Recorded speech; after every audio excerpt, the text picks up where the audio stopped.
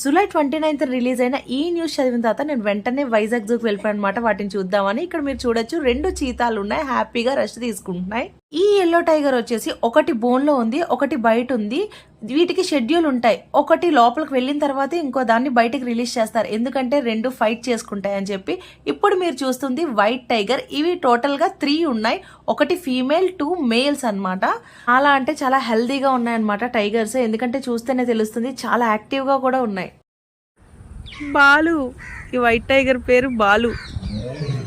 అమ్మో అమ్మ బాబోయ్, అవునవును నీ పేరు బాలుయే, అవును కరెక్టే, మాకు తెలిసింది.